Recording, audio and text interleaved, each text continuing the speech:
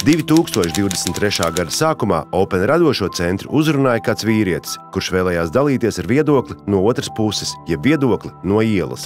Viņš kādu laiku sev iztiku pelnīja tirgojot narkotikas, bet jau labu laiku meti šai rūpalai ar roku. Mēs piekritām sarunai, jo uzskatām, ka viedokļa apmaiņai jābūt no visām pusēm. Šī saruna nav paredzēta nepilngadīgām personām.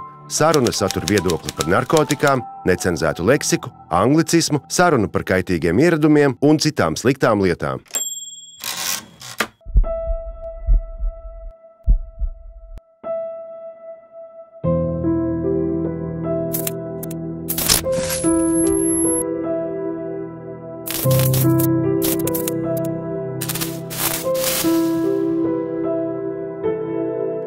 Pastāsti, kas tu esi un ar ko nodarbojies? Palīdzu cilvēkiem ar viņu vajadzībām. Agrāk pēc profesijas, tagad to esmu nolicis malā jau. Kas es esmu? Es neesmu. Ja es esmu veiksmīgs, tad es neesmu. Tātad tu nodarbojies kādreiz ar? Narkotiku realizāciju dažādiem pilngadīgiem cilvēkiem. Kāpēc tu piekriti šai intervijai? Tāpēc, ka ieskats šajā pasaulē ir pieejams tiem, kas viņā piedalās. Tie, kas viņā piedalās, parasti par viņu īpaši nevar runāt, bet tur ir ko teikt. Cilvēkiem ir psiholoģiskas problēmas šajā pasaulē, fiziskas, tāpat kā parastajā pasaulē. Uz to vajadzētu norādīt droši vien arī. Kāpēc tu izvēlējies šādu dzīves ceļu un kāda ir tava filozofija?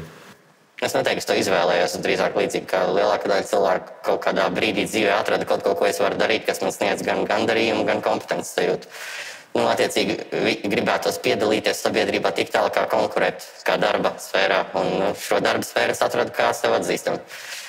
Kur nihilisms vienkārši netraucē šeit. Ja tu izplati vai strādā ar to, kas tev patīk, kam tu tici, tad ir iedzīgāk dzīvot. Un es to nekur citur neatradu. Un kas tev patīk? Patīk gāņķi. Primāri patika pašam pīpēt, pēc tam patika citiem palīdzēt saskarties tā vietā, lai dzertu. Tā kā marihuāna bija filozofija, ir bijusi filozofija lielākoties. Tu esi kādreiz pārdevis arī nepilngadīgiem? Es teiktu, ka jā, tad, kad es pats esmu bijis nepilngadīgs, tā teikt, tas, kas notika tad, kad bija kaut kādi 11 gadi, tas jau nav tā kā nopietni. Tas ir apmēram visi pīpē un visi kaut kā apmainās. Tad, kad vēlāk sāk darīt kaut ko nopietnāk, tad, protams, principi vienkārši to nepieļauj. Tāpēc, ka tas, principā, ir idiotisks risks un arī nevajadzētu jaunāku cilvēku vietā lemt, kas ir un nav ok. Ja viņiem tā piekļuve nav, viņiem arī viņa nevajag pamatā. Tava ģimene un draugi zināja, ar ko tu nodarbojies, ka tu sāki to darīt jau tādā profesionālā līmenī? Profesionāli nē. Es teiktu, ka visi vienmēr ir zinājuši, ka kaut kādā mērā es gribēdams nevaru noslēpt savu ekscentriskumu, bet tas vairāk ir bijis uztverts kā potenciāli rada sev un citiem problēmas, apdraud sevi. Bet īsti tāda tā kā darbība organizētajā nav saskatīta, kas būtu arī mans nopelns, jo nevajadzētu, lai kāds saskat, ka tu to dari. Tad, kad tu ar to nodarbojies, kāda bija viena darba diena tavā dzīvē? Tu pamosties, iztīri zobus pačurā? Tas būtu luksus. Drīzāk ir tu pamosties. Un visticamāk, es aizgāju gulēt diezgan vēlu, jo darba nevienmēr pietiek. Pamosties, uzzini, kas ir nākamie darbi, jo principā tev ir ierīce. Ierīce tev informē par to, ko no tevs grib vai ko no tevs vajag, un tālāk tu dari. Līdzīgi kā Bolt kurjeriem vai taksistiem, es pieņemu, ka strādāt varētu bezgalīgi, ja vien vienkārši nezaudēt samaņu kaut kad. Daudz darba halas man jāatzīst. Cik vispār pelna tāda uz ielām var nopelnīt narkodīlers mūsdienās, ja strādā, full-time job? Ļoti atkarīgs no tā, ko pārdod, kam pārdod, jo ir dažādas ekonomiskie slāņi, dažādi naudas daudzam pieejami cilvēkiem, ko vispār viņiem var piedāvāt, cik daudz, bet drīzāk būtu jādomā tā, narkotiku izplatīšana lielākoties cilvēkiem, kas ar to tiešām pelna naudu, ir viena no nodarbēm. Ir ļoti maz cilvēki, kam interesē tikai bišķīt naudas pelnīt.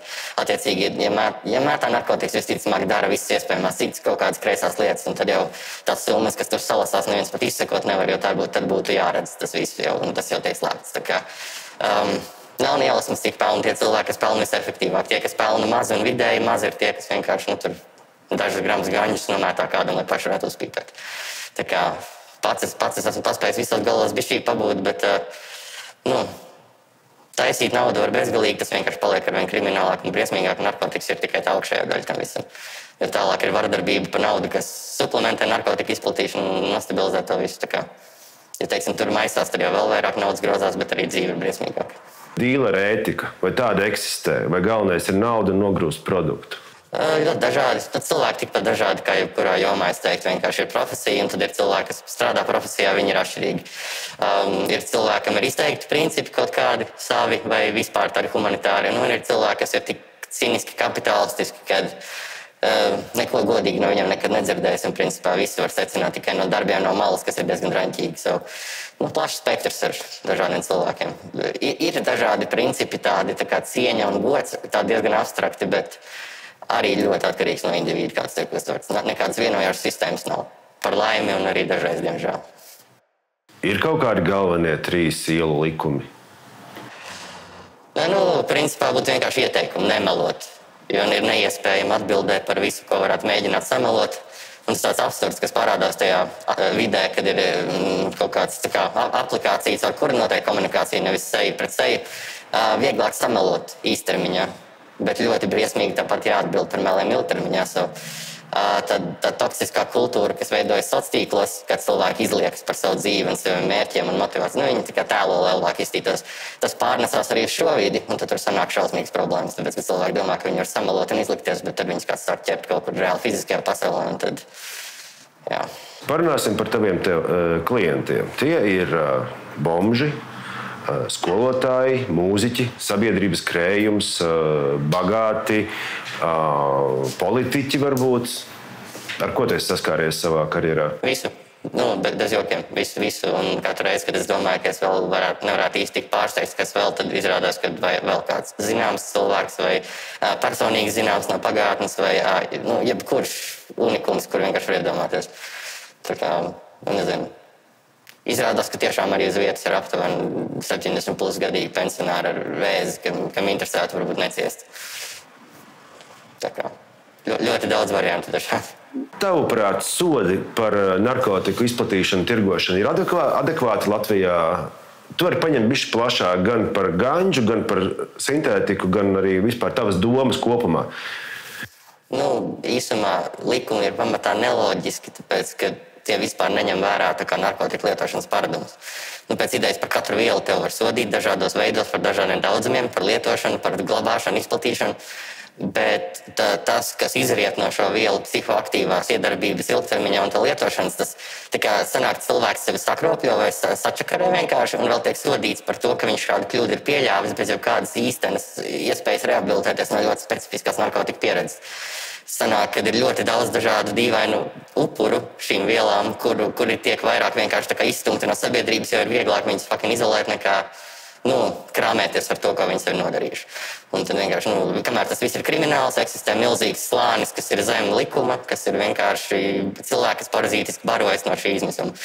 Un tad, kamēr tas ir aizliegts, tas principā ir iespējams. Ja tas būtu legāli, kā piemēram Austrijas variants, arī nezinu, kas tagad vēl Paragvai, Taizem, Portugāla pasaulē. Principā vienkārši visa nauda iet rehabilitācijā un atvesļošanās sistēmās, nevis bāzt cietumā cilvēks, kas izmisuma dēļ ir spiests strādāt ar materiālu, kas nav legāls.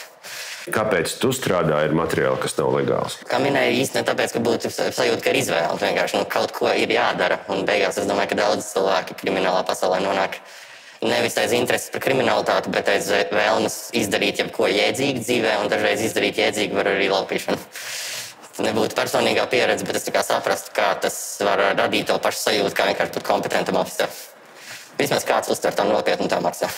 Vai tev šķiet samērīgi, ka, teiksim, sots par marihuānas, jeb ganģas tirgošanu, glabāšanu principā pielīdzināms Latvijas kriminālu likumā tieši tāpat kā heroīns un stiprākas?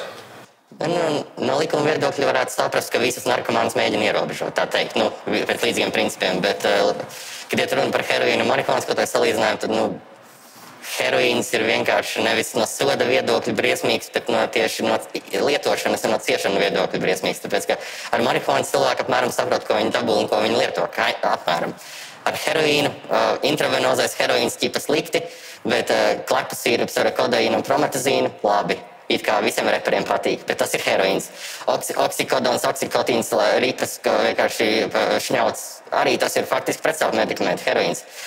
Tramadols, arī tas pats, it kā vienkārši saucās banāni, dzeltens kapsulas, arī pretsāpju medikamenti no opiātu bāzes. Attiecīgi visi jaunieši, kas principā vienkārši visi šos opiātu atvasinājumus lieto, viņi uzskata, ka viņi nav heroīna atkarīgi, bet viņi steižās uz to pašu atkarību.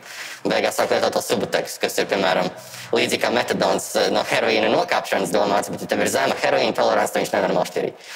Un tad tu var nopirkt vienu ripu par 30 eiro un no tādas uztaisīt 10 līnijas un pazust 3 dienas. Bet nav heroīns, viss kārtībā.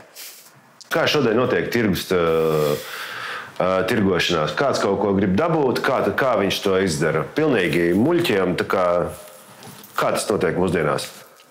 Es pieņemu, ka visiem cilvēkiem būtu tāda izpratne par klasisko. Tu satiec kaut kādu cilvēku, kurš to kaut ko iedod, varbūt viņa kontaktu tev iedeva draugs, paziņa vai kāds kaut kā tā, notiecīgi kaut kāda tāda rajona tā kā lieta. Tas joprojām eksistē kā vienmēr, un tad eksistē vispārējais arī reizē. Tikpat labi varētu būt Facebook grupas, kurās kāds kaut ko tirgo, vai arī Telegrams, WhatsApps, visi iespējamais. Kā vien cilvēki var sazināties un padot kontaktus tālāk, viņi tur var kaut ko grūst. Snapchats, Instagram, pilnīgi visi, jebkura komunikācijas platforma strādā priekš tā paša. Katram ir sava komunikācijas platforma, kur viņam ir kaut kādi cilvēki, kam viņš var uzrakstīt kaut ko paprasīt, teiksim tā. Tas ir tik vispārināti plaši, ka īsumā nav viena slāņa, kas kaut kā realizē narkotikas, visi realizē narkotikas mūsdienās. Es teiktu, visi slāņi, visi ienākumu līmeņi cilvēki. Caur visām iespējamām veidiem, gan ir seja pret seju satikšanās, gan arī naudas pārskaitījuma un tur, maisiņa mežā. Visi iespējamais. Kā iegādātos jebkuru preci, ko vēlas iegādāties? Kaut kādā veidā atrod kādu pārdevēju izplatītāju, ar viņu vienojas par cenu, vai arī varbūt mēģina nokalēt to cenu. Attiecīgi, varbūt dažreiz ir vajadzīga piegādes iespēja vēl kaut kas, un tas ir tieši tāda paša veida servis, kā pasūtīt ēdienu Boltā. Beigās ieiet Telegramā, pasūtīt jebko, ko tu vēlies, ja tu vari atrast tos kanālus, kurus vajag. Ir tieši tāpat kā pasūtīt ēdienu. Izvēlies ko, cik, kad un gaidi, kad atvedīs un aiziet paņem. Tavuprāt, lai arī tu šobrīd esi no biznesa tālu, tomēr tu noteikti monitorē, ko notiek. Kas ir lielākie sūdi, kas ir uz ielām šobrīd sastopami, tavuprāt, par kuriem tu esi informēts? Principā 3 lietas, kas visas ir izriet no vienas idejas. Viss, kas ir sintētiski, ja farmaceitiski ražots, to var nofeikot, tā kā uztaisīt attiecīgi kopijas, iekšā sabāžot citas vielas, citās koncentrācijās, lai dabūtu līdzīgi efekti, kas var būt letāls arī. Notiecīgi klasiskais variants 2 mg Xanax bāri, kas principā tirgū nevarētu pat eksistēt kā tādas nekur īsti neražo, bet cilvēki ir gatavi taisīt fake kastītes, presēt fake bārus, likt iekšā cita veida benzo kā etizolāmu vai flolprazolāmu, kas ir salīdzinoši 4 reizes ilgāki blackout. Arī opiāti mēdz būt iekšā sintētiskajā šajos bāros 2-3 mg versijās, kas ir attiecīgi, tur ir vairāk gadījumi bijuši, ka cilvēki pārdozē un nomirst no lietas, no kā nevarētu pārdozēt šādu. Attiecīgi opiāti elpošanas apstāšanās automātiskā. Tas notiek no benzo, kas nevarētu notikt.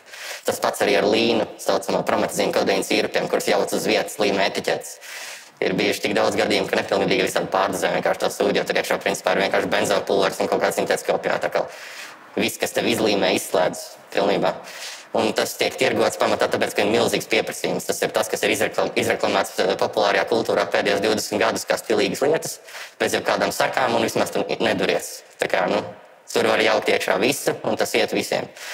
Vecuma kategorijas arī nekāda ierobežojuma īsti nav, jo principā mūsdienās jau tā kā, ja tu mētā opiāts, viņas mētā visu vecuma grupām. Tā kā, tiešām pusauģiem mētāt ripas, kas ir pilnas ar sintētiski prasētu kaut kādu heroīnu no Ķīnas. Pilnīgi pieņemam brīžiem. Dažiem, attiecīgi, tāda huiņiet apkārt visu kaut kur. Ir patiesībā vēl viena lieta, ko tu vajadzētu pieminēt. Un tas ir arī klasiskais ecstasy ripas saucamās prasētās, jo it kā cilvēkiem būtu ideja par MDMA, par molī, un tad, protams, ripas būtu vienkārši krāsviela plus it kā MDMA prasēts.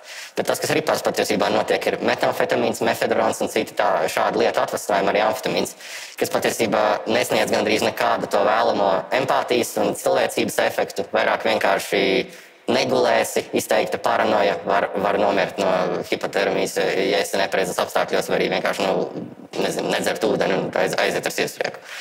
Un tikai tāpēc, ka tu domā, ka tu ēd molī, bet patiesībā ir daudz smagākas sintētiskās narkotikas, no kurām ir drausmīgi atfadi un sakropļo vienkārši psiholoģiski. Te loģisks jautājums, tie, kas pasūta Tas varbūt skanēs šausmīgi stulbā formātā jautājums pasniegs, bet kā droši iepirkties internetā? Respektīvi, kā nošķirot un kā nopirkt ar moliju, kas nav nāves spriedums? Principā tur ir tā lieta, ka nav nekādas patērētāja tiesība aizsardzības un nav nekādas tirgus kvalitātes kontrolas, tikai labākā gadījumā, uz kuru dīleru tu paļaujies.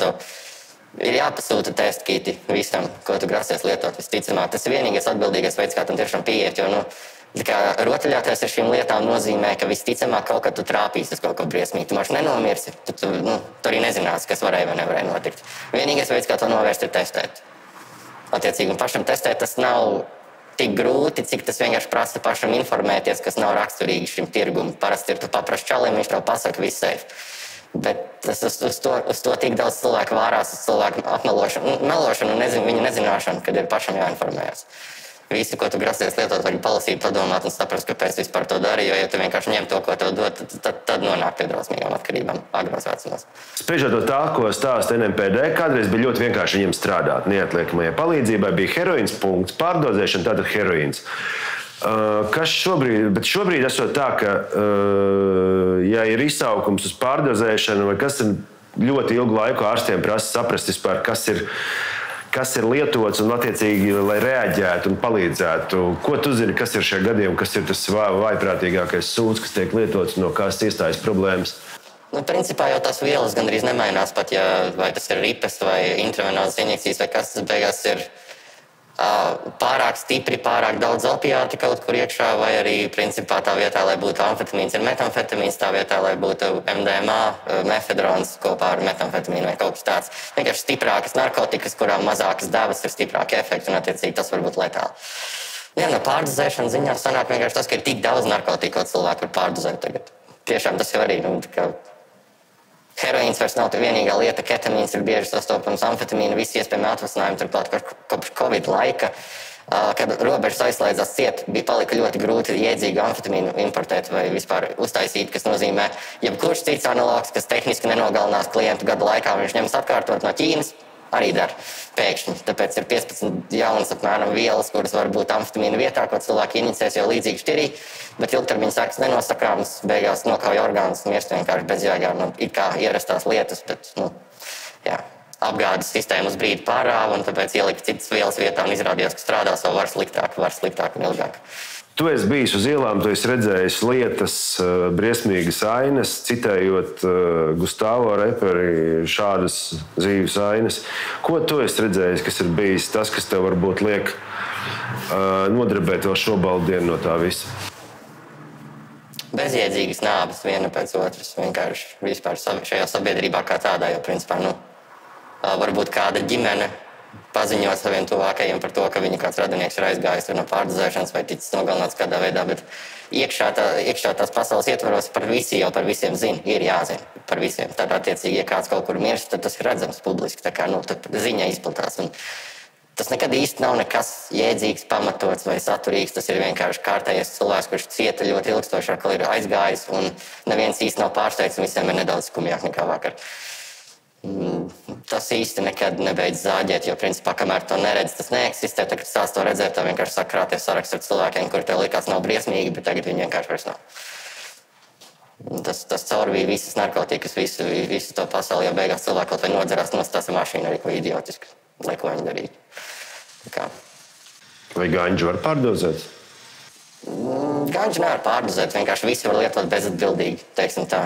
Katra individu izvēles, pat zem narkotikām ir viņa izvēles. Tā kā, es pieņemu, ka var sakurīties līdz punktam, kur kaut ko debīli izdara, bet arī, ķīmiski, klīniski nāvi iestāties no smēķēšanas var tikai nosmakt vienīgais. Omīšu standarts stereotips no ganģas līdz heroīnam ir viens solis. Ko tu par to saki? Tikai tad, ja vispār nav nekādas informācijas cilvēkam par to, kas ir kas patiesībā jau mazāk zina, jo lielākie iespēja, ka tā varētu notikt.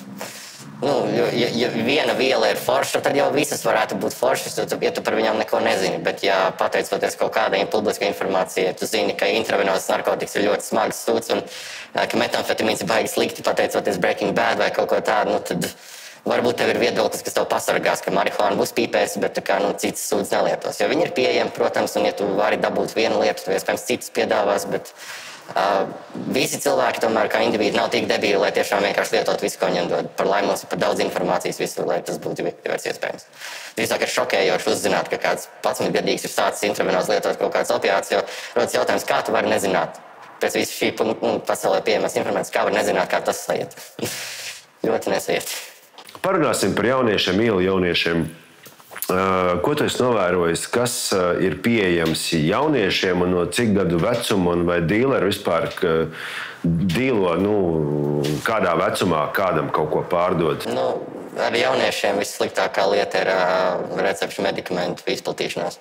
Pamatā benzo, Xanax, alprazolams. Tas ir.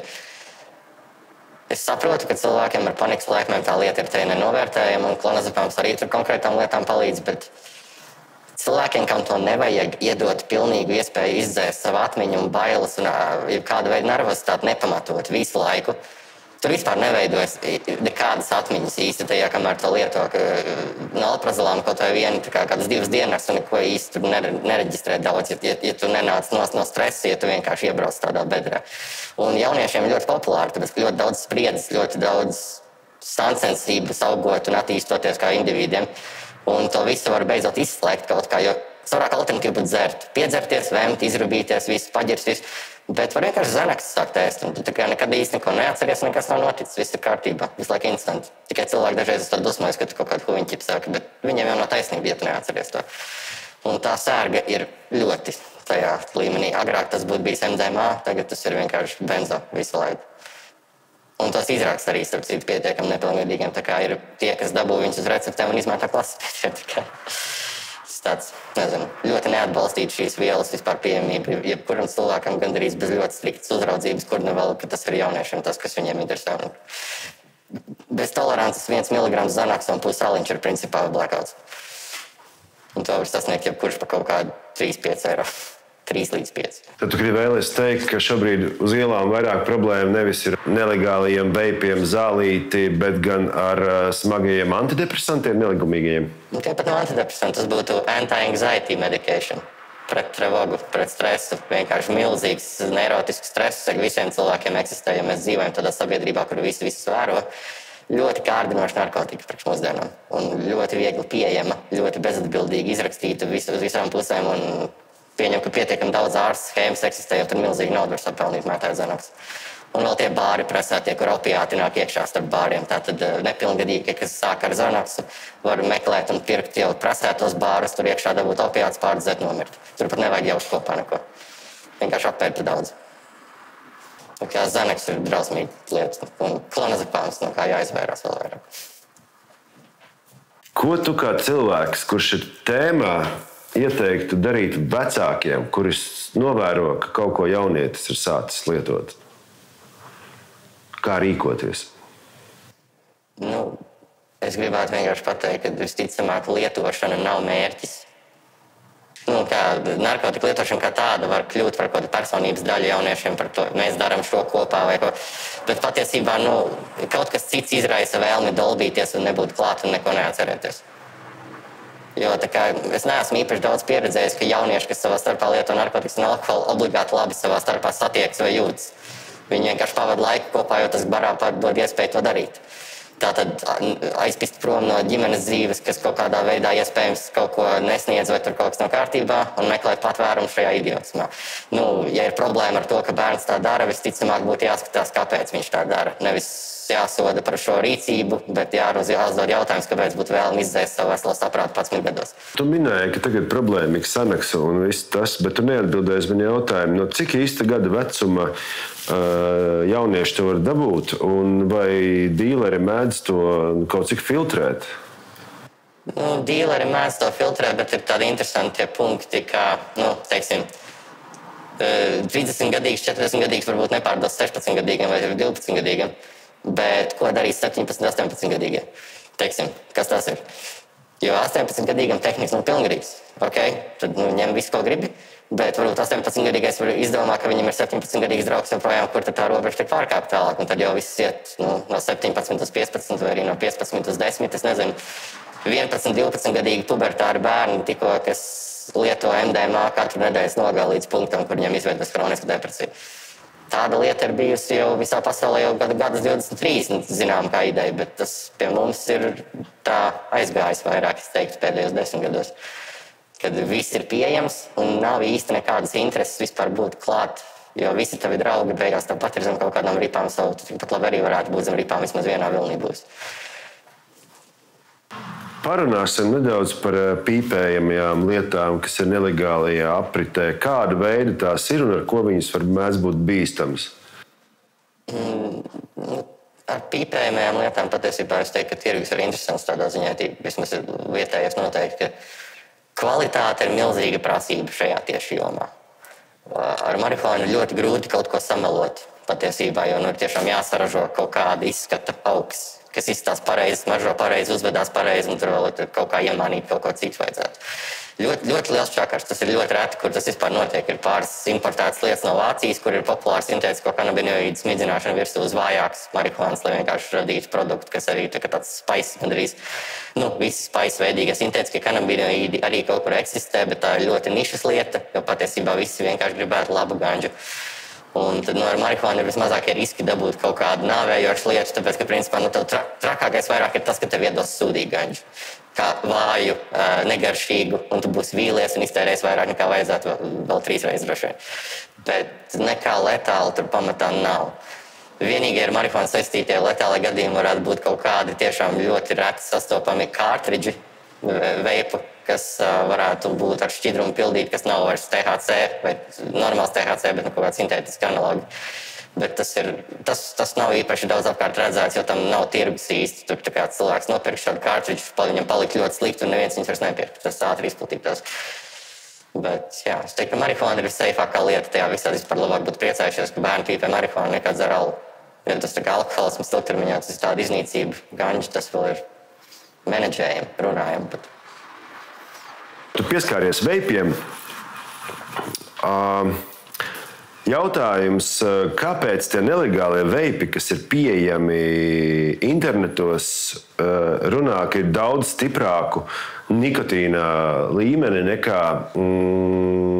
nekā kāpēc netirgot nelegāli vienkārši šaltus? Ir jau, tā ir tā, šo produktu izplatīšana ir rezervēta vecuma grupai 14 līdz 18, tā teikt. Tas ir kaut kāds absurds, ka cik ļoti lielas summas var bīdīt ar nikotīna produktiem, tīri tā bāzes, ka viņi ir stiprāki, un arī nepilngadīgi var pieejamās narkotikas. Ir tas slānis, kas jau ar smagajām čakarājās, bet ir tas slānis, kuriem stiprs nikotīns ir kruti. Un, ko par to pateikt, es nezinu. Tas nav īpaši, manuprāt, bīstamāk kā točkas cīgas. Tas ir vienkārši vesels jauns kapitāla slānis pieejams šiem cilvēkiem. Jo pieauguši cilvēki ar veipiem tā neaizraujās, man liekas. Bet, kad tev ir maz narkotikas pieejams un neko veikalā nedod, tas beigas interesanti. Tad tas ir, lai atkarību ātrāk iegūtu? Tas vispār vairāk ir azarta un naudas jautājums. Tas produkts, kas tur tiek pārdots, ir vairāk tāpēc, ka kāpēc vispār pīpēt cigaretes? Tas nav interesanti narkotika, bet tā ir sociāla narkotika. Kaut ko kopā varam darīt. Attiecīgi mēs visi varam paņemt savas elektriskās stabilītes un tad kopā papīpēt. Un tas ir kaut kāds rituāls, par kuru var maksāt, un vēl bija šī tieši trī. Dīvains biznes vispār. Tas nav tirgot narkotikas, tas ir tirgot kaut kādas tā kā Tamagotchi vai kaut kādas, nezinu, rotaļlietas. Bet ar lielu apriti. Teiksim, rītā valdība aizliedza visu veidu saltus un veipus un visu pīpējumu. Kas notiks visos čatiņos un nelegālajās tirgotavās? Kas notiks ar tavuprāt pieprasījumu un kāds varētu būt piedāvājums pretī? Pieprasījums noteikti augtu, jo daudz cilvēki ir tiešām ļoti atkarīgi no saltiem. Vienkārši tīri cīgas pat nepīpē, bet salti gan ļoti vajag. Un tur ir stabils piedāvājums un ir importa schēmas, kuras vienkārši tad sāsinātos, palielinātos. Un attiecīgi cilvēki, kas to dara, pelnīt daudz vairāk savu. Vienīgais, ko panākt to aizliedzot, ir, ka cilvēki pirktu visus tos nelegāli un būtu lielāka aprita un peļņa tiem, kas to izplata.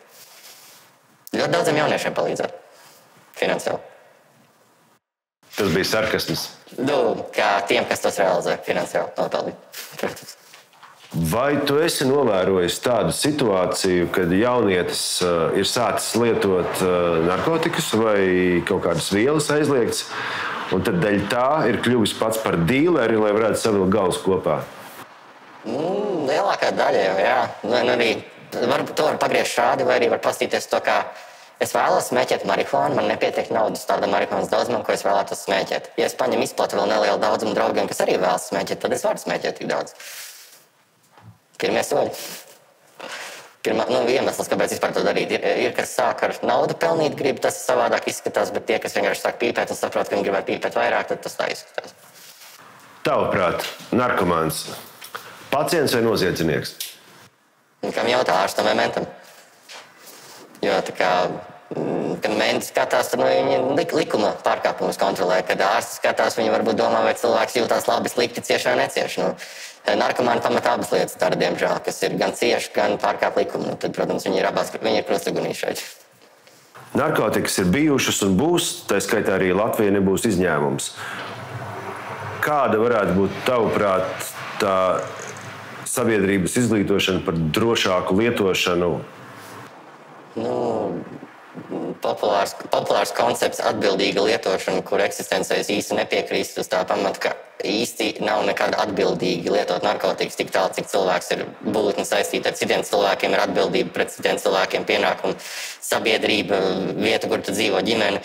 Tas nekad īsti nebūs atbildīgi, bet labākā gadījumā tas varētu būt kompetenti vai izglītoti. Attiecīgi, bez informācijas par to, ko cilvēks dara, viņš to izdarīs droši vien sūdīgāk, reti kurš intuitīvi kaut ko iedzīgi izdarīs. Un ar vairāk informāciju cilvēki varētu nevis nedarīt kaut ko, bet tiešām izdarīt varbūt to veidos, kas nav iznīcinoši vai vismaz atteikties no devām, kas ir nāvējošas vai piesārņotas ar kaut ko lieku. Ir kaut kas vairāk nekā vienkārši lietot jā vai nē, bet kā lietot, cik daudz, kāpēc, kas vēl jādara. Labs piemērs ir kaut vai klasiskākais bez jebkādām letālām sekām - marihuāna. Ja tu smēķē marihuānu, tev nav tolerants, tev šausmīgi izkaltīs muti un tev baigi gribēsies padzerties. Visticamāk, ja tu zinātu, ka tu vari vienkārši izspiest citronu ūdenī un tā kā dzert to agresīvi un izkompensēt šo blakus efektu, vienkārši izbaudīs to lietu vairāk un varēs pat parunāt, nevis nosmakt gandrīz. Un kaut vai šādas lietas zināt uzreiz. Tas nebūs atbildīgi pīpēt zāli 11 gados, bet tas vismaz nebūs briesmīgi, nepanesami un traumējoši morāli. No tā izriet arī man viens no pēdējiem jautājumiem. Tavi padomi cilvēkam, kurš varbūt domā kaut kur pamēģināt, noteikti ir mans to droši vien nedarīt, bet ko tu teiktu? Kas būtu tavs, ja kāds skatās cilvēku šobrīd, kurš apsver lietas, tavs padoms viņam? Ja vispār lietot narkotikas, laikam jau tomēr no tāda psihanauta viedokļa būtu labi lietot narkotiku, lai viņu palietotu. Pastītos, kas notiek, ko tu ar to, vai tev tas interesē, ko tev tas var dot, nedot. Ja tu lieto jau kādu narkotiku vai jau ko, kaut vai kūciņai, tāpēc, ka tev ir skumji un tu gribi aizbēgt no savām sajūtām, tad es neieteiktu neko nekad lietot nevienam tādā veidā vai tādu iemeslu, jo tas ir ceļš uz elli. Tikai attiecīgi narkotikas var izmantot kā rīkus, bet ja tas ir līdzeklis, lai vienkārši aizbēgtu no visas pārējās dzīves, tad tur nav nekāda laba veida, kā to darīt, kāpēc to darīt vai kam to darīt. Vai ir kaut kas tāds, ko tu gribētu pastāstīt, bet es tev nepajautāju? Tā teikt, brīvais mikrofons tev. Man šķiet, ka es esmu to pieminējis atbildot vairākiem jautājumiem, bet vienkārši tāda centrāla ideja, ka lūdzu nevajag izmantot narkotikas kā veidu, lai aizbēgtu no jebkā. Ja vispār tās vajadzētu izmantot kā veidu, lai sevi konfrontētu ar kaut ko dažreiz. Psihedēliķi, marihuāna arī ir maigs psihedēliķis, kāpēc cilvēki, kas to gravitē, viņi patiesībā grib redzēt patiesību sevi un pasaulē. Tas var palīdzēt, bet tas var palīdzēt arī galīgi aiziet pilnīgi dirsā citā virzienā, delūzijās un paranojā. Ja tu to dari, tā kā nevajadzētu bēgt no sevis ne bez narkotikām. Paldies!